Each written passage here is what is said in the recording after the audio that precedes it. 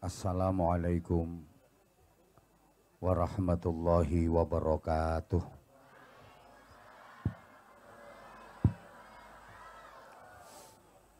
Bismillahirrahmanirrahim.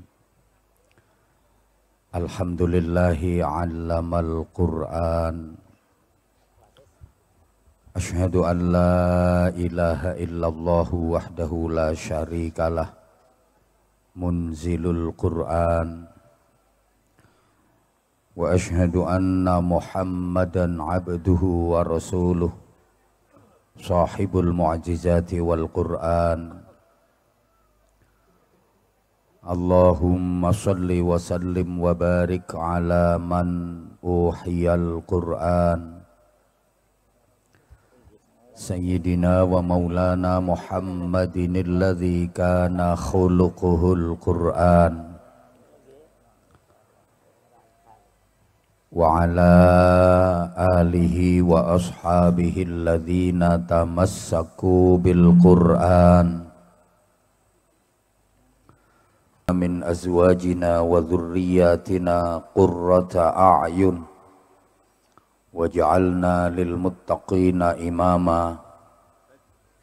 Allahumma barik lana fi Rajab wa Sya'ban wa ballighna Ramadan bi rahmatin minka wa maghfiratin wa ridwan ya Hannanu ya Mannan ya Rahimu ya Rahman ya Daimal Ihsan. Amma ba'du. Ulama anal ajilla wa masyayikhana al-a'izza, para bapak kiai, ibu-ibu nyai, para pengasuh dan pimpinan pondok pesantren, para sesepuh yang kita taklimi, kita mohon restunya, kita mohon doanya. Pengurus Jam'iyah Ad-Diniyah Wajtima'iyah Nahdlatul Ulama, mulai tingkat cabang, majelis wakil cabang, pengurus-pengurus ranting, baik dari syuriah, tanfidiyah, kelembagaan berikut banom-banomnya, semuanya yang kita taklimi, yang kita hormati. Kepala Taman Pendidikan Al-Quran Arina Manasikana bersama Majelis Asatid, juga kepengurusannya yang kita hormati, pejabat pemerintah dalam semua tingkatan bersama jajarannya yang kita hormati, tamu-tamu undangan, Bapak dan Ibu wali santri, rekan-rekan panitia di backup keamanan dari TNI, Polri, sahabat-sahabat Banser yang kita banggakan. Hadirin, hadirat, mustami'in, mustami'at, ibu-ibu, bapak-bapak, adik-adik, seluruh jamaah. Adamakumullah fi rahmatihi wa barakatihi wa ridhah. Mudah-mudahan semuanya senantiasa mendapatkan rahmat, barokah dan ridha Allah Subhanahu wa ta'ala. Mohon keikhlasannya untuk sama-sama membaca suratul Fatihah. Kita bertawassul, bertabarruk kepada Rasulullah Muhammad sallallahu alaihi wasallam.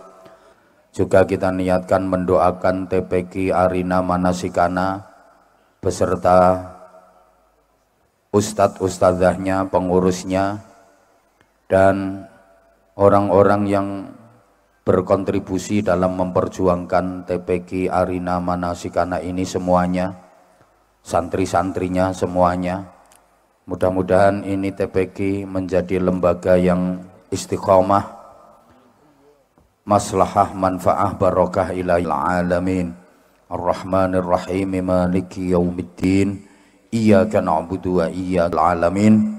Para jamaah yang saya hormati rahimakumullah, keberadaan TPQ Arina Manasikana ini merupakan estafet dari perjuangan Rasulullah Muhammad sallallahu alaihi wasallam yang dibawa ke Indonesia oleh para aulia, diteruskan para ulama, para kiai, sampai detik ini berada di Purbalingga dalam rangka proses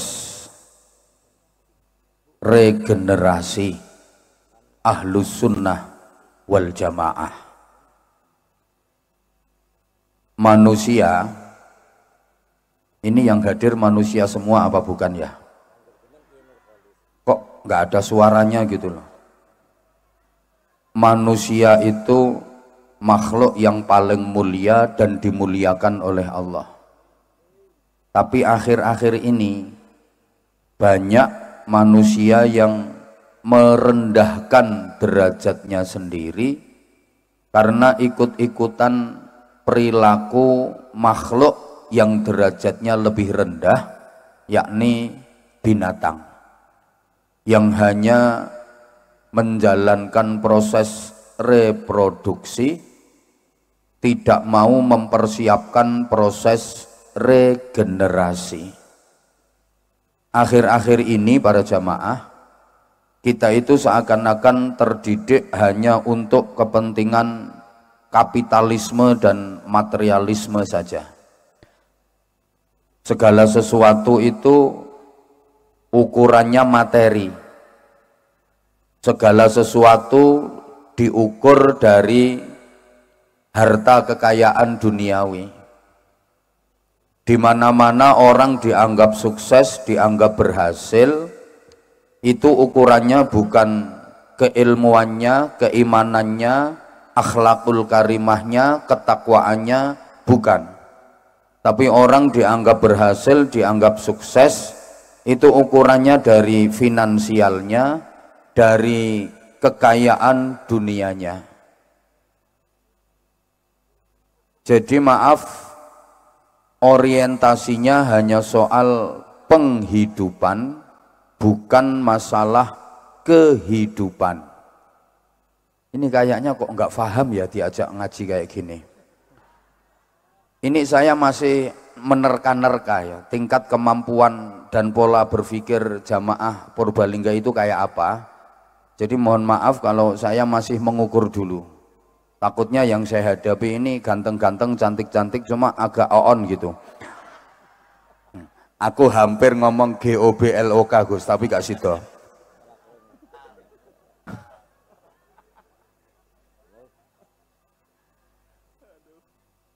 Sehingga dari segi penghidupan, rata-rata masyarakat kita sudah baik, tapi dari segi kehidupan, kita kalah sama orang-orang dulu.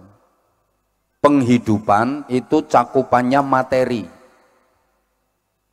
harta benda, sandang, pangan, kendaraan, anggaran, termasuk maaf departemen perbadokan itu penghidupan. Lah kalau kehidupan itu cakupannya rohani, moralitas, karakter, akhlak, kemanfaatan, ketentraman, keberkahan.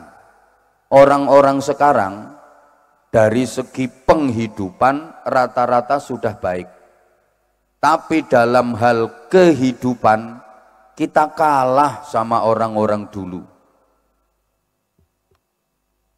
Akhlakul karimah kita kalah sama orang-orang dulu. Keberkahan hidup kita kalah dengan orang-orang dulu. Ketentraman dan kemanfaatan kalah sama orang-orang dulu. Kalau penghidupan menang. Orang-orang sekarang dari segi materi, finansial, kekayaan, harta benda udah jauh lebih baik daripada orang-orang dulu. Wong biyen niku nuwun pangapunten tesih melarat-melarat. Sekarang cari orang miskin susah, nyari orang yang benar-benar miskin sekarang susah. Buktinya di Purbalingga ini kalau ada bantuan raskin dari pemerintah, banyak yang nggak doyan, tapi berasnya diterima, dijual, ditukoke beras yang apik. Iki wonge teko, wonge kudu ngeireng.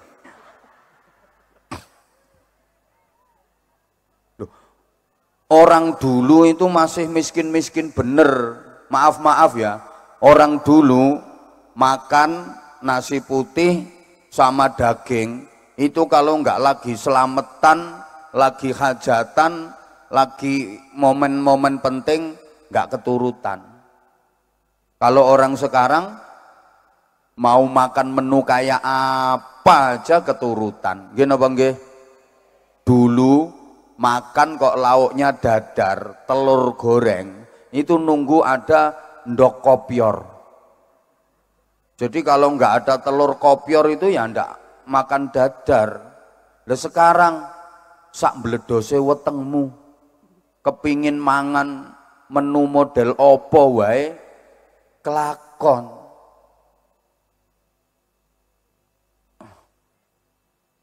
Makanya jangan heran di pengajian aja makanan seliweran. Dulu kalau ada orang sakit itu rata-rata penyakitnya karena kurang makan. Makanya kalau ke dokter habis didiagnosa, diperiksa, diobati sama dokter dinasihati makan yang banyak, mangano sing akeh. Panganan kuwi obat, panganan kuwi tombo, dipangani akeh, waras. Penyakitnya pancen mergo kaliren. Sekarang kalau ada orang sakit itu rata-rata penyakitnya karena kebanyakan makanya kalau ke dokter periksa sama dokter mesti diomongi sembarang-barang mbok emploki kabeh. Jangan makan ini, jangan makan ini. Kamu nggak boleh makan kacang, kangkung karena kamu ini kolesterol. Nggak boleh makan udang karena asam urat, misalnya kayak gitu. Jadi penyakitnya orang sekarang itu penyakit kebanyakan makan enak gitu. Terus pakaian, orang dulu pakaiannya jelek-jelek, tambalan, bisa beli baju baru itu setahun sekali, nunggu lebaran. Itu pun anaknya orang kaya. Kalau anaknya orang miskin walaupun lebaran ya nggak bisa beli baju baru, baju lama itu di winter. Masih ingat enggak Bapak Ibu dulu sekolah di SD itu dibelikan sepatu sama orang tua ya cuma sekali, iki diwet-wet nanti tekan kelas 6. Jadi kakinya pendek neng sepatunya panjang, wapi kaya Donald bebek, kegeden terus diganjeli gombal ngono kae. Lalu sekarang Masya Allah namanya pakaian itu berbagai mode. Tiap minggu ada keluaran terbaru, modis, funky, trendy. Saniki golek uang sing klambine elek kangelan. Rumah, wah orang dulu rumahnya jelek-jelek. Sekarang coba nyari rumah jelek di Purbalingga udah hampir nggak ada. Kalaupun ada rumah yang dianggap jelek, dapat program bedah rumah. Nggih napa nggih? Dah kalau orang dulu Masya Allah rumahnya bolong-bolong. Kalau malam itu angin masuk huwuk, nggak ada kipas angin apalagi AC. Dulu adanya cuma AB, angin berobos itu. Kalau musim penghujan becek semua, kalau musim kemarau berdebu, sampai tinggal omah undur-undur. Sekarang nyari undur-undur udah susah. Orang sekarang itu rumahnya wes bagus-bagus semua. Saya yakin kok yang hadir di sini ini rumahnya bagus-bagus semua. Kadang-kadang Bapak Ibu merasa rumahnya jelek, sesungguhnya rumah Bapak Ibu enggak jelek kok, enggak. Hanya saja ada tetangga bangun rumah lebih bagus daripada rumahnya Bapak Ibu. Jadi rumahmu itu cuma salah posisi aja. Kalau pengen kelihatan bagus ya geser, jejer ke omah sing elek engko lah omahmu ketok apik. Api eleke omahi padha karo wajah manusia. Ngono, ibu-ibu bisa kelihatan cantik, bisa kelihatan jelek, tergantung jejerane sapa. Lah kalau jejerane perempuan cantik ya ketok elek sampean. Lah nek jejere wong wadon sing elek-elek ya ketok ayu. Mulane ibu-ibu kalau pengen kelihatan cantik, aku pesen lungguh sak lungguh sing hati-hati, nyari rombongan jelek. Jadi maaf ya, kalau dari segi penghidupan, orang sekarang udah baik, tapi kehidupan kita kalah sama orang-orang dulu. Makanya ngapunten-ngapunten di sini pentingnya proses regenerasi, bukan hanya reproduksi. Kalau regenerasi itu melahirkan anak historis, sedangkan reproduksi hanya melahirkan anak biologis. Kok koyo gak paham ngono ya? Sorry, saya pakai bahasa kayak gini. Pertama, pertimbangannya Purbalingga ini kan bahasanya ngapak. Kalau saya nanti pakai bahasa Jawa, takutnya Jawa Timur sama Purbalingga beda bahasanya, maka saya pakai bahasa Indonesia. Yang kedua, belakangan ini saya itu sering ngaji di kalangan akademis. Lah malam ini kan kalangan jemburis. Ya iya harus menyesuaikan. Regenerasi itu melahirkan anak historis, anak sejarah, anak zaman yang mampu mengukir prestasi emas dalam kehidupannya. Itu regenerasi. Lah kalau reproduksi itu hanya melahirkan anak biologis, anak hasil dari Departemen Perpetingkringan.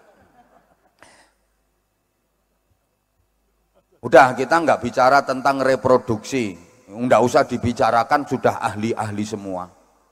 Ini kita bicara regenerasi. Regenerasi akhir-akhir ini Bapak Ibu terhambat karena kemajuan zaman, karena kecanggihan teknologi. Kita hidup di zaman milenial. Kata anak muda itu kita hidup di zaman digital. Maka manusia sekarang mau nggak mau dituntut harus siap menjadi manusia-manusia siluman. Artinya manusia yang harus hidup di dua dunia. Kalau orang dulu hidupnya hanya di dunia nyata saja. Orang sekarang di samping hidup di dunia nyata, justru malah lebih banyak hidup di dunia maya. Betul? Berarti kita ini sekarang hidupnya di dua dunia, dunia nyata dan dunia maya. Kira-kira orang sekarang lebih banyak hidup di dunia nyata apa di dunia maya? Lebih banyak hidup di dunia maya, lewat alat yang setiap tangan sudah pegang. Bahkan kadang satu orang punya 3. Saya sering istilahkan sebagai setan gepeng itu. HP, halo, Indonesia ini peringkat 1 di seluruh dunia, penduduknya paling gila dengan HP. Sak donya peringkat 1 Indonesia. Jadi peredaran HP terbesar di seluruh dunia, ranking 1 Indonesia. Tepuk tangan untuk Indonesia. Lungke. Makanya maaf banget. Saya akhir-akhir ini kalau ceramah itu kadang-kadang berat rasa di hati. Beratnya kenapa? Ya maunya ceramah ngaji itu 100% di dunia nyata. Tapi kebanyakan majelis-majelis yang saya datangi, jamaahnya itu 80% berada di dunia maya. Orang saya ceramah, jamaahnya mainin HP coba. Kita ngaji, jamaahnya bikin story. Kita ceramah serius, jamaahnya update status. Nih kudung coklat itu. Habis moto saya ceklek langsung dibikin status ngaji bareng Abah Anza.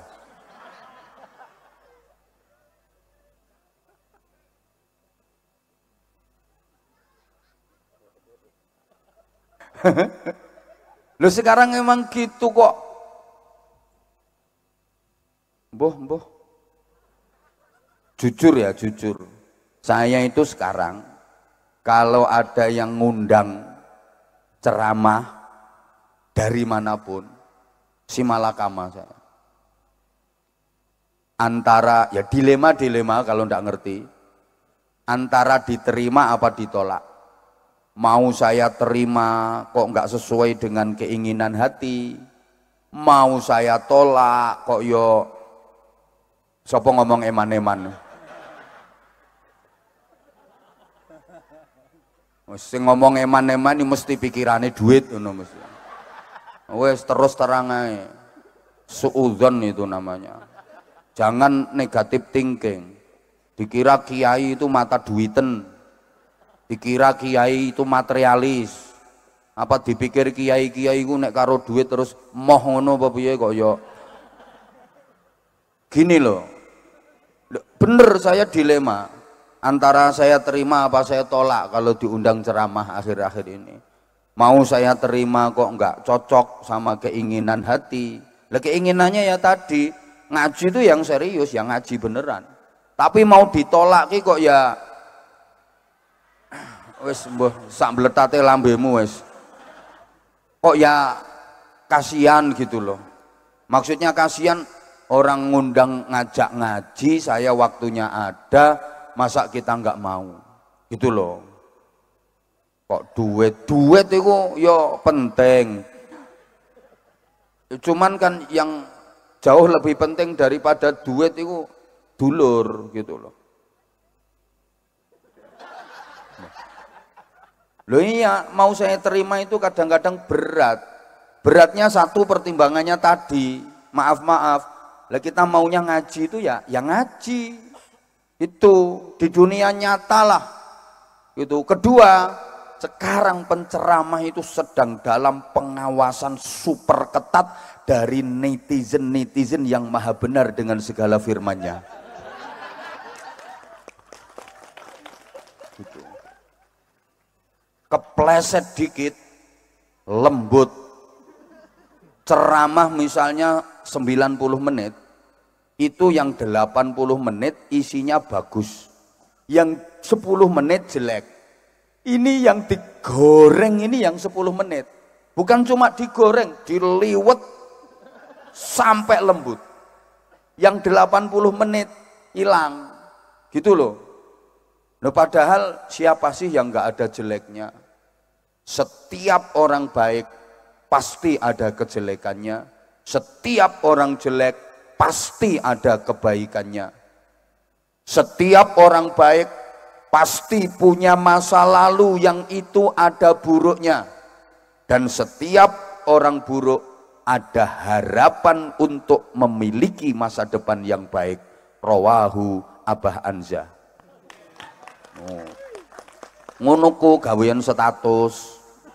Status kok galau tingkat dewa. Opo ngono. Loh, setiap orang baik pasti punya masa lalu yang ada buruknya.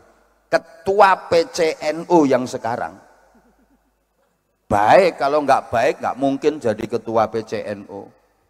Tapi beliau pasti punya masa lalu yang ada buruknya. Dulu waktu di pondok, ke warung itu ambil pisang goreng 5 bayar 2.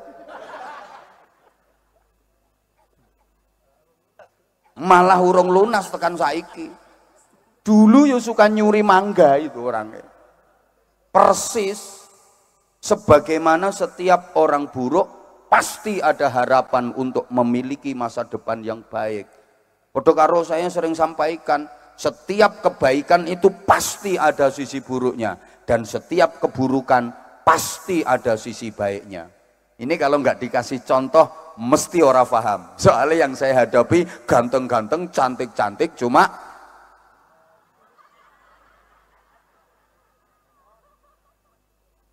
yuk dikasih contoh hai. Pada setiap kebaikan pasti ada sisi buruknya. Misalnya ya, warga Purbalingga ini kan terkenal, orangnya dermawan, wonge lomo-lomo terkenal, saben ketemu kiai mesti nyangoni.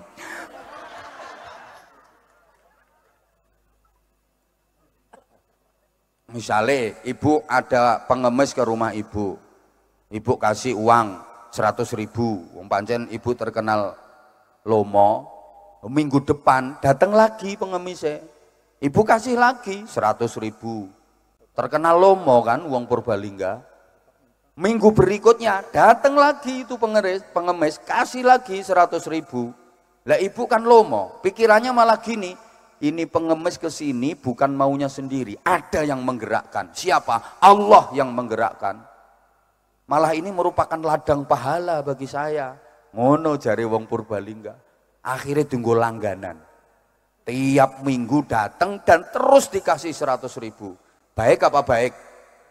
Kurang banter, baik apa baik? Baik, tapi itu ada sisi buruknya. Ibu aja yang nggak tahu. Apa sisi buruknya? Bukankah Nabi menyatakan, la yazalur rajulu yas'alun nas.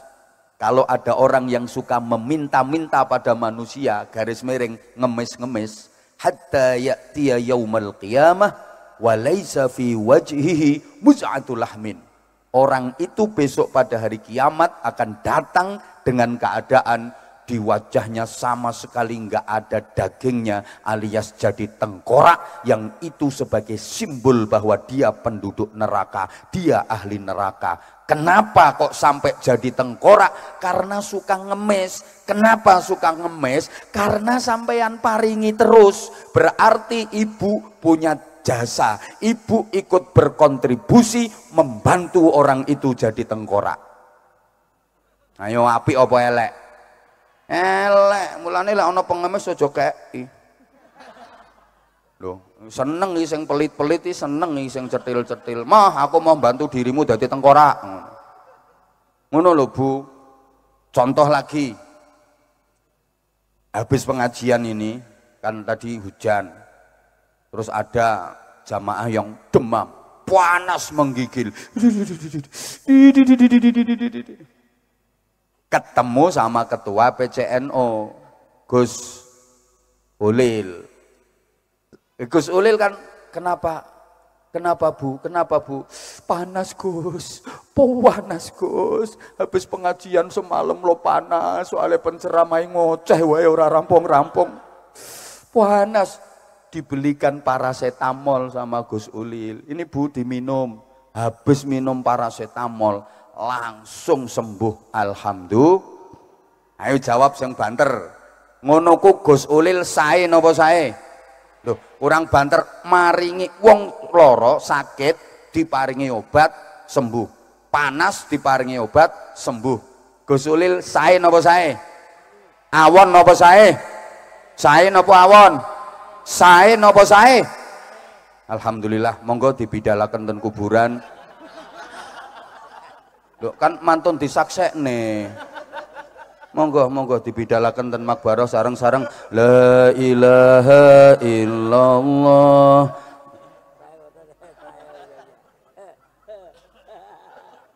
Sae Gus Ulil. Tapi jangan lupa dalam kesaenane Gus Ulil tadi ada sisi buruknya. Apa itu? Ingat, Rasulullah bersabda, humma yaumin kafaratu sanatin. Panas, ya, sakit panas sehari itu menghapus dosa setahun. Gara-gara paracetamol wong iki. Orang tadi dosanya setahun gak jadi dihapus sama Allah. Ya kalau sakit panasnya cuma sehari, lah kalau sakit panasnya seminggu, berarti dosa 7 tahun nggak jadi dihapus gara-gara paracetamol wong iki. Ayo Gus Ulil ngoten niku berarti saya napa awon? Elek. Dalam kebaikan itu ada sisi buruknya. Demikian pula dalam setiap keburukan pasti ada sisi baiknya. Ibu maaf misalnya ya, ibu sampean punya suami. Suami sampean kan laki-laki.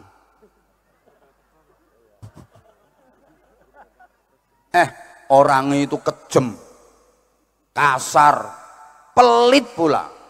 Terus mulutnya itu suka ngata-ngatain ibu, cangkeme elek.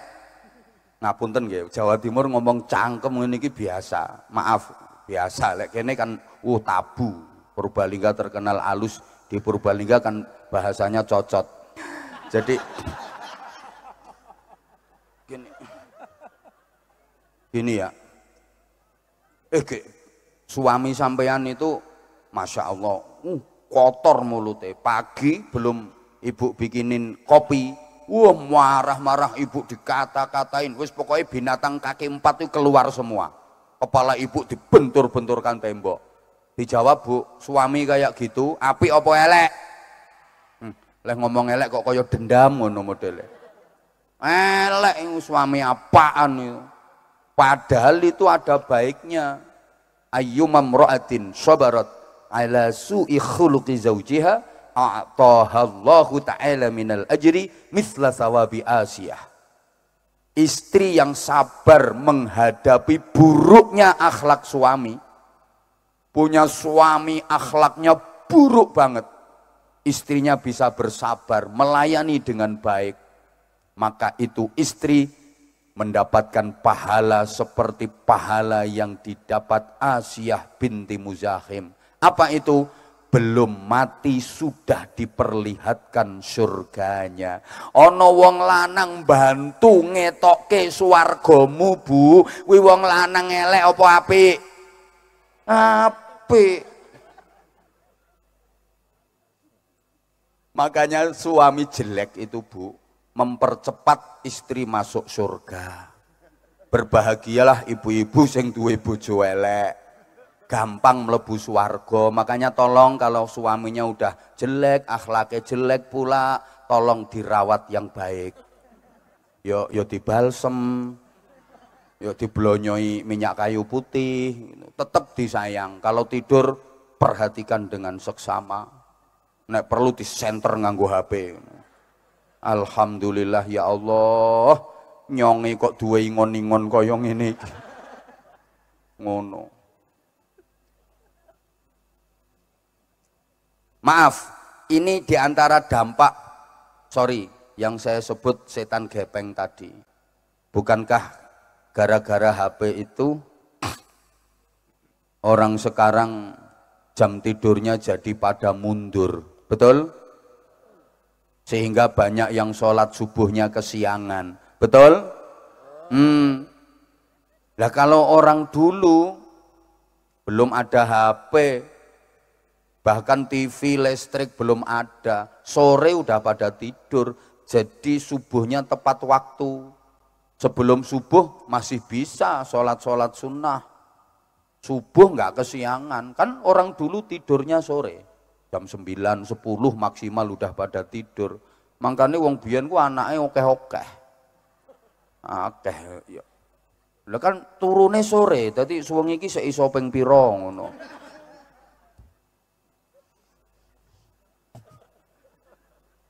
Ya Allah. Lah sekarang itu wis utak-utek HP sampai dini hari. Sehingga banyak yang subuhnya kesiangan, jam 7:30 baru bangun. Usolli fardhu subhi raka'ataini mustaqbilal qiblati qarinan lillahi ta'ala. Gara-gara itu pula orang sekarang jadi males baca Quran. Betul? Wis to, jujur lah jawab, kapan gak jujur pindah aku. Orang ini panitia dari Purwokerto aja udah jemput dari sebelum maghrib. Ndi makhluk emang. Oh iki lho makhluk Halo. Coba Ibu maaf. Lebih banyak mana pegang Quran sama pegang HP? Lebih banyak mana ngelihat tulisan Quran sama ngelihat HP? Lebih banyak mana baca Al-Quran sama mentelengi HP? Ya udah, besok di akhirat minta syafaatnya Samsung, ya, minta syafaatnya Oppo itu. Ya Allah, nah ini keberkahan jadi berkurang. Kadang-kadang ditanya, banyak mana pegang Quran sama pegang HP? Banyak pegang HP, kan di HP juga ada Quran, bisa disetting, ada aplikasi Qurannya, tinggal buka. Iya, nggak salah. Tapi seberapa sering itu aplikasi Quran di HP-mu kamu buka? Pertanyaannya kan itu. Kalaupun baca Al-Quran via HP, maaf, itu mengurangi nilai barokah. Orang dulu kalau mau baca Quran, wudhu dulu. Itu kan nggak boleh pegang mushaf Quran kecuali suci dari hadas. La yamassuhu illal mutahharun. Jadi orang dulu kalau mau baca Quran wudhu, lah wudhu itu barokah, wudhu itu ibadah, wudhu itu pahalanya besar, wudhu itu terjaga dari maksiat, wudhu itu terhindar dari setan, dijaga malaikat. Udah dapat pahala. Pakaiannya rapi kalau mau baca Quran orang dulu, nutup aurat. Kemudian menyekel, mendemek mushaf Quran itu udah dapat pahala, dibuka, mendelok, menjenggilengil dan mementelengi tulisannya Quran itu dapat pahala, membacanya dapat pahala, kesulitannya dalam membaca dapat pahala, penuh dengan berkah. Sekarang kan ngentengke wong saiki, karena di HP ada aplikasi Quran, jadi mau baca Quran nggak usah pegang mushaf, nggak usah wudhu. Kadang pakaiannya sekenanya, kadang sikapnya juga sekenanya, sambil metingkring, sambil tidur-tiduran. Itu buka HP, tulisannya ayat Quran, sambil ngentut, tut, tet, prot, dut. Loh kok tut, tet, prot, dut? Lah memang suara entut itu kan tergantung ukuran bokong. Lah kalau bokongnya tipis kecil ya tit, ngono.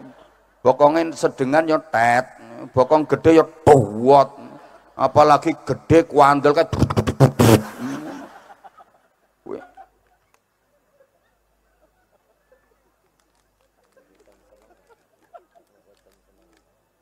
yo aku ki apa-apa tak teliti yo Bu. Loh, gara-gara itu pula maaf sekarang banyak anak yang tidak berbakti kepada orang tua, banyak anak yang berani sama orang tua. Maaf, anak-anak panjenengan rata-rata semuanya walaupun masih kecil-kecil sudah pegang HP, betul? Nah, banyak ya. Sekarang anak-anaknya itu maaf, lebih memperhatikan ibunya apa HP-nya? Lebih nurut sama bapaknya apa HP-nya? Lebih sering pegang kitabnya apa HP-nya? Lebih sering mempelajari buku pelajaran sekolahnya apa HP-nya? Syukur. Kenapa seperti itu? Ya soalnya ibune yang ngono. Loh, ibu-ibu zaman dulu itu kalau habis maghrib ngaji, baca Quran, belum ada listrik, masih pakai sentir. Delumuan, kacamotane kuandel kae. Lah sekarang ibu-ibu kalau habis maghrib baca Quran apa TikTokan? Apik ya. Ya itu. Duh. Sekarang maaf, kadang-kadang ada nenek atau kakek kangen sama cucunya. Akhirnya nenek kakek itu ke rumah cucunya. Bukan putunya yang sowan simbah, malah simbahe sing sowan putu saiki. Lah kalau mbahnya dateng kira-kira putune kuwi jagongi mbahe apa jagongi HP-ne? Halo? Ini diperhatikan apa enggak tuh aku ngomong ini? Allahumma sholli ala Muhammad. Ibu maaf ya. Gara-gara itu pula sekarang dunia jadi terbalik. Banyak orang tua yang berbakti kepada anak. Sekarang gitu. Harusnya kan anak yang berbakti kepada orang tua. Tapi sekarang malah orang tua yang berbakti kepada anak. Dulu orang tua itu kendel merintah anak. Sekarang malah anak yang kendel merintah wong tuane. Nggih napa nggih? Sekarang gitu. Banyak orang tua yang malah berbakti kepada anak. Kalau anak dulu itu berbakti sama orang tua, anak dulu itu manut-manut sama orang tua, urusan apapun manut sama orang tua. Sampai baju pakaian apapun ya manut. sama orang tua, dibeliin sama orang tua, sekolah manut pilihannya orang tua, ngaji mondok kemana manut pilihannya orang tua, sampai nikah itu manut pilihannya orang tua. Anak-anak dulu, betul? Iya, kadang jadi manten lungguhe singkur-singkuran no. Nggih, ndak kenal no. Itu pilihannya orang tua. Mantenan singkur-singkuran, tapi yo tiap tahun procot lemana. Sekarang coba ibu misalnya punya anak perawan, terus ibu pilihkan jodohnya. No, tak entuk no kae no yo. Kae lo imam kae lo no. Kayak bocah surgep ning masjid no, ibu seneng. Emah Bu, nyonge ora seneng kok. Manut. Ora ana wong tua pengen nyusahne anak, ibu ya oleh bapakmu ya manut mbahmu. Nyatane uripe ya kepenak. Mah nyonge ora seneng kok. Manut, mah. Lah nek ibu maksa ya imam kon ngrabi rika. Ngono. Ini anak sekarang seperti itu. Nah, karenanya para Purbalingga belum dengar ya, sekarang hitungannya per menit. Gini. Oke, saya hanya ingin sampaikan rumusan sederhana terkait pendidikan anak. Karena bicara TPQ Al-Quran, Al-Quran ini pendidikan dasar. Nanti kita kaitkan kalau waktunya mencukupi, kalau nggak mencukupi ya kapan-kapan ngundang lagi lah. Jangan sampai anak itu nggak bisa baca Al-Quran, Bu. Jangan sampai anak nggak bisa baca Al-Quran. Ini sekarang yang lagi memprihatinkan pula. Anak sekarang itu belajar Al-Quran cepat bisa dibanding anak dulu. Cepat bisa anak sekarang. Karena sekarang banyak metode-metode praktis, metode cepat cara belajar Al-Quran. Betul? Betul? Kalau dulu, Masya Allah, dulu itu semua rata-rata pakai Qaidah Baghdadiyah. Kalau di daerah saya namanya turutan. Di sini apa? Sami ke? Dulu kan gitu. Ngaji Quran itu pakai Qaidah Baghdadiyah, pakai turutan. Mulai menghafal huruf hijaiyah. Alif, ba, ta, sa, jim, ha, kho, dandang, rusa. Dal, dal, ro, za, sin, shin, sob, dot. Po, do, ain, ghain, fa, qaf, kaf, lam, mim, nun, wawu, ha, lam, alif, hamzah, ya. Dulu. Terus naik pelajarannya alif fathah, alif kasroh, i, alif dhamma, u. Ba fathah, ba kasroh, bi, ba dhamma, bu. Kaf fathah, ka, kaf kasroh, ki, kaf dhamma, ku. Mim fathah, ma, ta fathah, ta, mim dhamma, mu. Nembe iki nyonge di mata-matake jamaah ki. Alif ya sukun fathah ai, lam fa sukun fathah love ya dhamma you. I love you too. Oh no. Dulu begitu kok ngajinya. Alif ya sukun fathah ai, mem sin sukun kasroh mis ya dhamma you. Aku juga kangen kok sama kamu. Dulu kan begitu ngajinya. Kalau turutan sudah khatam, baru mulai mancek ngaji Al-Quran. Itu ngaji Qurannya ngedep kiai, ngedep bunyai, musyafahah, per huruf disetorkan. Tidak disebut khatam, tidak dinyatakan khatam sebelum 114 surah 30 juz utuh semuanya dibaca setoran di hadapan gurunya. Utuh 114 surat 30 juz setoran semua di hadapan gurunya, nggak ada satu huruf pun yang terlewatkan, baru dinyatakan khatam, baru diselamati. Betul? Dulu begitu, sekarang ndak. Wong belajar 6 jilid sudah wisuda. Pakai toga, dapat piagam. Ngono ibune leh bangga, anakku wis wisuda Al-Quran, wisuda pret. 6 jilid tok itu dianggap udah khatam, dianggap udah lulus. Makanya anak sekarang cepat bisa belajar dan baca Qur'annya, tapi cepat melupakan pula. Setelah bisa membaca, apakah terbiasa membacanya? Kalau dulu karena untuk bisa membaca Quran itu susahnya luar biasa, berat.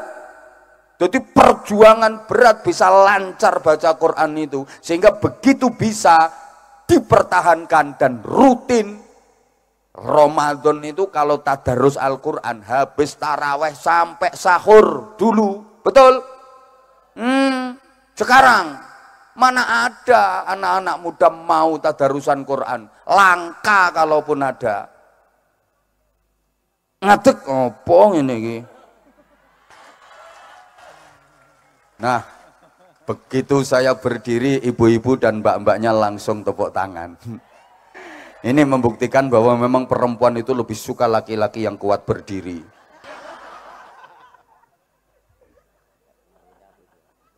Sembuh. Lah ini maaf.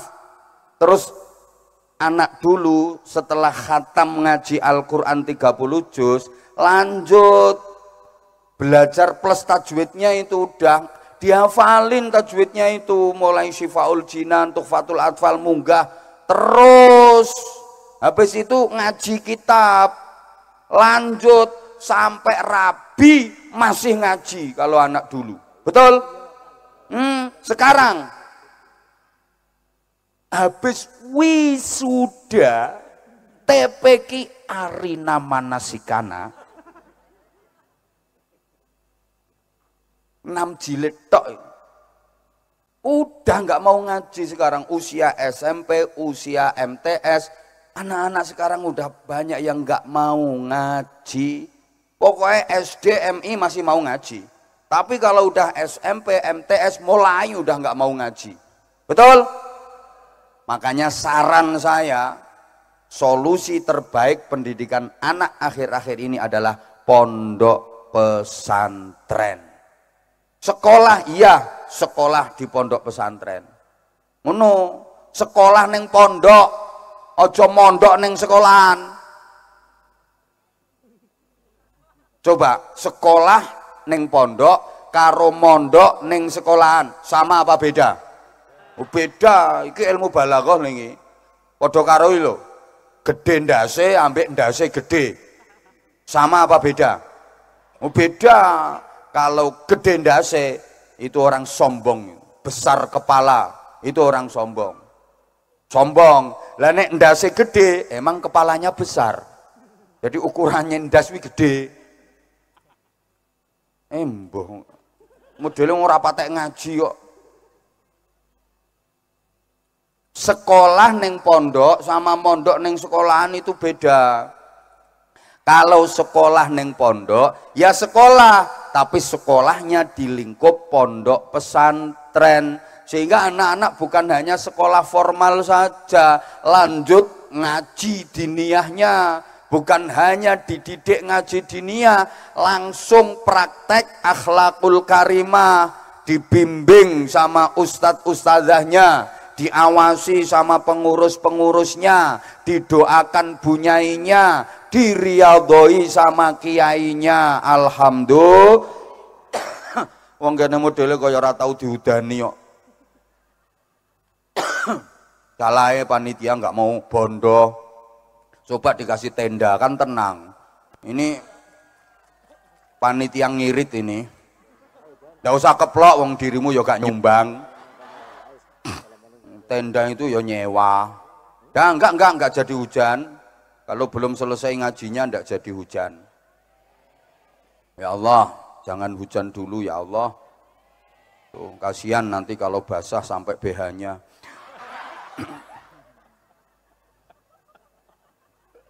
Itu ada yang udah persiapan kemulan plastik itu. Allahumma sholli ala Muhammad. Ibu udah taring ke saya, ini waktunya udah mepet. Di antara keistimewaannya Al-Quran dulu, Sebelum nanti kita ke rumusan sederhana yang saya janjikan, kalau tidak cukup waktunya sekali lagi saya mohon maaf ya, kapan-kapan lagi. Di antara keistimewaannya Al-Quran, yang setebal itu, sebanyak itu, bisa dihafal di luar kepala tanpa terlewatkan satu huruf pun.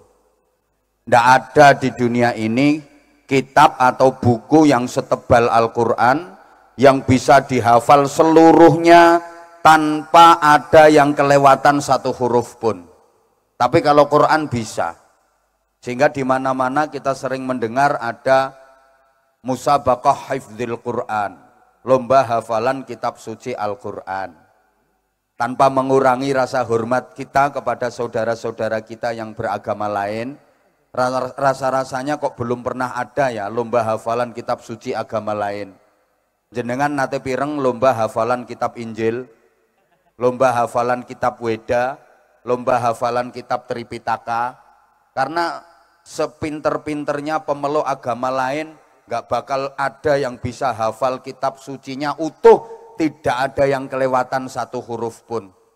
Tapi Al-Quran yang begitu tebal, begitu banyak, ayatnya banyak yang mirip-mirip, itu lo bisa dihafal. Ini kalau nggak campur tangan Allah nggak mungkin. Malah banyak kok anak-anak itu yang masih umur 8 tahun, 9 tahun sudah hafal Quran.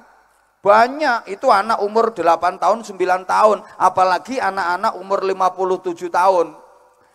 Yang sekarang kemulan plastik itu.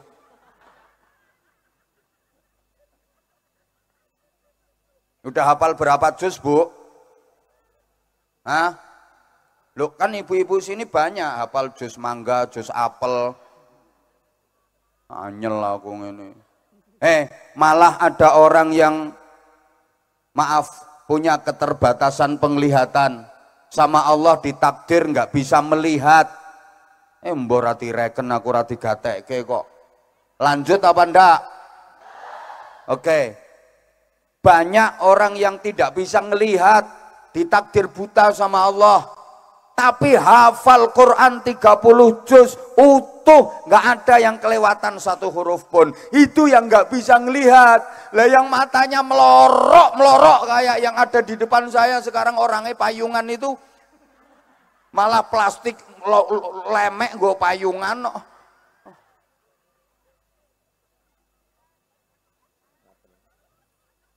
Memang Quran itu mukjizat, dan mukjizat yang midad ila yaumil qiyamah. Allahumma sholli ala Muhammad. Mukjizat terbesar Rasulullah itu Al-Quran. Terbesar kedua Isra Mi'raj.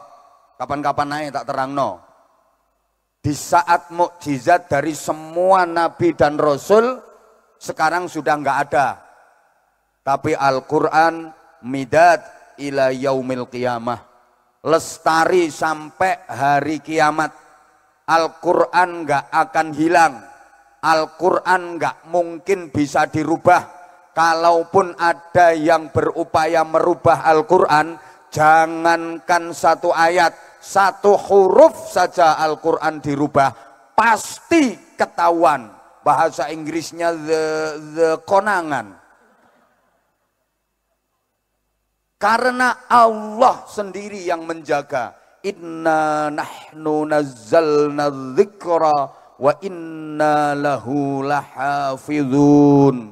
Sesungguhnya kami Allah yang menurunkan Al-Quran dan kami sendiri yang menjaganya.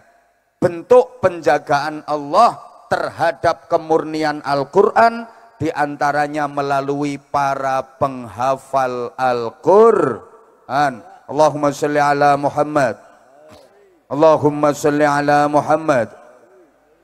Ibu bapak, Al-Quran itu tetap ada sampai kiamat, bahkan sampai di surga. Quran tetap ada.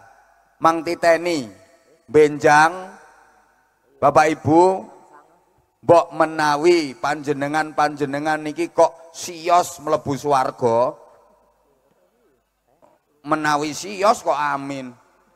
Sios duka mboten ketingale mboten sios wong dikei ngaji umek perkara nata plastik. Lanjut mboten niki. Kalau minta lanjut perhatiin dong. Aku tuh orangnya paling nggak suka kalau dicuekin. Aku jauh-jauh dari Bojonegoro ke sini tuh demi kamu sayang. Kok kamu nyuekin aku sih? Halo? Halo? Lanjut mboten? Oke. Misalnya jenengan benjang kok sida mlebu swarga, di sana masih tetap ada Al-Qur'an. Kalau mukjizat nabi-nabi yang lain sekarang udah nggak ada. Mukjizat nabi-nabi yang lain bahkan sekarang udah bisa diterjemah dalam sainitas modern, ilmu pengetahuan modern. Contoh, ya Allah, berarti ini ngajinya udah disuruh selesai ini berarti. Bentar ya Allah, nanti kita minta ke Allah supaya hujannya reda. Tapi tolong diperhatikan dulu. Mukjizat dari para nabi dan para rasul semuanya selain Al-Qur'an itu sekarang udah nggak ada, udah bisa diterjemah bahkan dengan ilmu pengetahuan modern. Contoh, Nabi Musa itu punya mukjizat tongkat, kalau dipukulkan ke Laut Merah, jedet, lautan terbelah, terbentang jembatan, menyelamatkan Nabi Musa dan kaumnya dari kejaran Raja Fir'aun dan bala tentaranya. Sekarang udah bisa diterjemah. Antara Surabaya dengan Madura itu ada selat yang sangat lebar. Sekarang udah ada jembatan namanya Suramadu. Lebih panjang daripada jembatan Nabi Musa. Halo? Ya Allah. Nabi Sulaiman punya mukjizat. Bisa bicara dalam bahasa binatang. Sekarang pemain-pemain sirkus ya bisa. Binatang-binatang diperintah apa? Ngikut tok. Nabi Ibrahim punya mukjizat dibakar api ndak mempan, kabare limbati yang ngono. Ya Allah, ya Allah. Mukjizat Al-Qur'an midad ila yaumil qiyamah. Allahumma sholli ala Muhammad. Pun di antara bentuk kemuliaan Al-Qur'an, apapun dan siapapun yang berhubungan dengan Al-Qur'an pasti menjadi mulia. Al-Qur'an itu sangat mulia, diturunkan oleh Allah yang maha mulia melalui perantara malaikat Jibril. Maka dari semua malaikat, Jibril adalah malaikat yang paling mulia, disampaikan kepada Nabi Muhammad sehingga Nabi Muhammad menjadi nabi yang paling mulia. Turunnya pada bulan suci Ramadan, maka dari semua bulan-bulan yang ada, Ramadan menjadi bulan yang paling. Turunnya pada satu malam yang disebut Lailatul Qadar, inna anzalnahu fi lailatil. Maka dari semua malam yang ada di jagat raya semesta ini, Lailatul Qadar menjadi malam yang paling. Sehingga tempat manapun di permukaan bumi yang digunakan untuk mempelajari Al-Qur'an pasti akan menjadi tempat yang paling.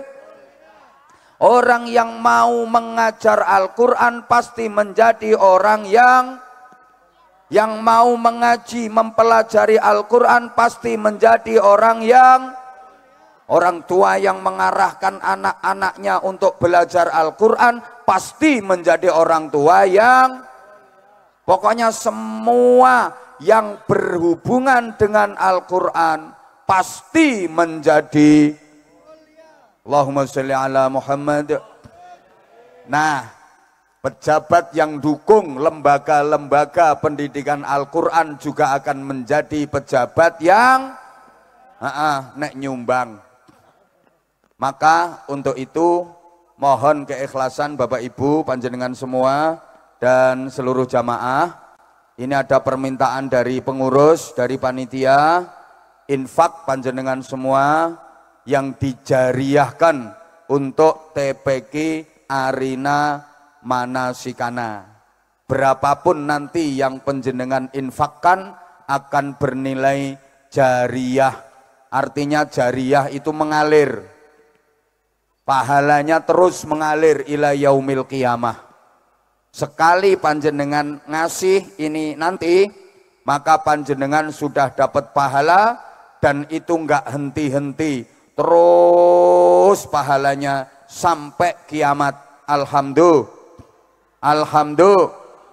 Oke, sampean misalnya sedekah kepada pengemis misalnya, ya ketika sampean sedekah itu dapat pahala.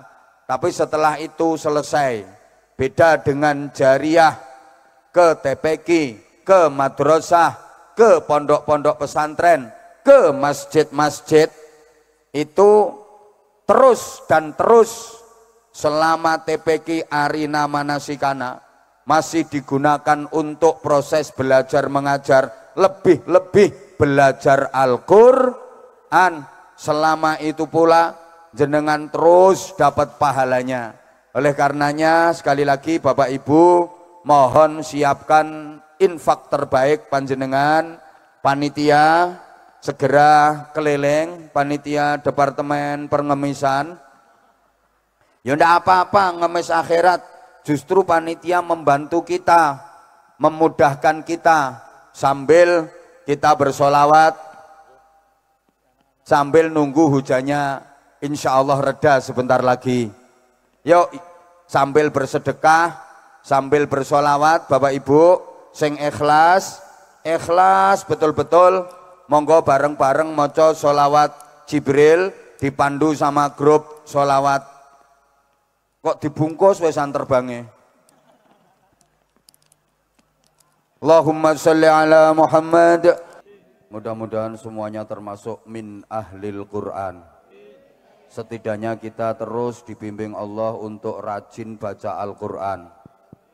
Orang yang rajin baca Al-Quran itu punya kedudukan yang bergengsi di sisi Allah. Sebagaimana sabda Rasulullah Muhammad sallallahu alaihi wasallam, Inna lillahi ta'ala ahlan fil ard. Sesungguhnya Allah itu punya keluarga di bumi. Keluarga bukan dalam arti pertalian darah, tapi keluarga dalam arti majazi. Keluarga dalam arti diperhatikan, disayangi, dan sangat dicintai. Faman yarju liqa Allah falyukrim ahlahu. Siapa yang ingin berjumpa dengan Allah dalam keadaan diridhoi, maka hendaklah dia memuliakan keluarganya Allah. Mendengar ini, para sahabat heran dan bertanya, hal lillahi ahlun ya Rasulullah? Apakah Allah punya keluarga, wahai Rasulullah? Nabi menjawab, na'am, lillahi ahlun. Ya, Allah punya keluarga. Man haula, siapa mereka? Ahlullah humul ladzina yaqra'una al-Qur'an ghuduwwan wa 'ashiyya. Keluarga Allah itu adalah orang-orang yang rajin baca Al-Qur'an, orang-orang yang rajin baca Quran, orang-orang yang banyak baca Quran dianggap sebagai keluarga Allah. Orang-orang yang rajin baca Quran, banyak baca Quran, sangat diperhatikan Allah, disayangi Allah, dicintai Allah. Bahkan Nabi melanjutkan sabdanya dengan bersumpah, wallahi man akramahum akramahullah. Demi Allah, siapa saja yang memuliakan mereka, keluarga Allah, para pembaca Al-Quran, maka dia juga akan dimuliakan oleh Allah. Waman ahanahum ahanahullah. Dan barang siapa yang merendahkan, meremehkan keluarga Allah, para pembaca Al-Quran, maka dia juga akan direndahkan, dia juga akan diremehkan oleh Allah. Berarti orang yang rajin baca Quran sangat diperhatikan Allah, sangat dicintai Allah, dimuliakan Allah. Sampai pun siapa saja yang memuliakan pembaca Al-Quran ikut jadi mulia. Siapa saja yang meremehkan para pembaca Al-Quran ikut jadi remeh. Pembaca Quran itu dekat sama Allah. Man arada ayyatakallama ma'allah falyaqra'il Qur'an. Nyun ngapunten nggih, rondo akeh dalile. Kuwatir dianggap ora iso ngaji. Soalnya iki wayahe rame mau ada wacana sertifikasi penceramah. Jadi nek ora entuk sertifikat, ora entuk ceramah, Gus. Sampeyan barang iso ngaji pora. Nek ora entuk sertifikat, ora entuk ceramah.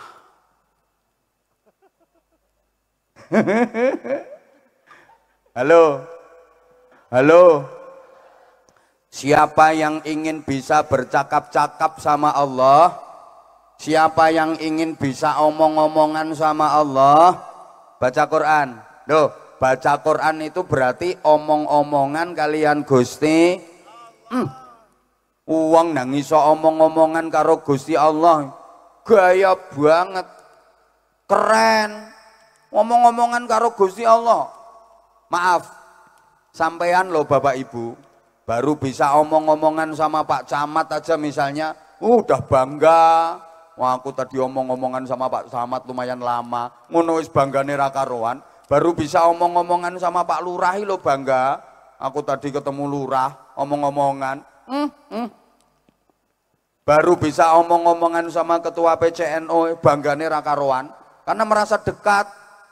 Ngono lho, padahal PCNO ki apa? Jabatan ora jelas. Arep nyalon bupati orang di duwe. Apalagi coba misal sampean bisa omong-omongan sama gubernur, wah malah bangga.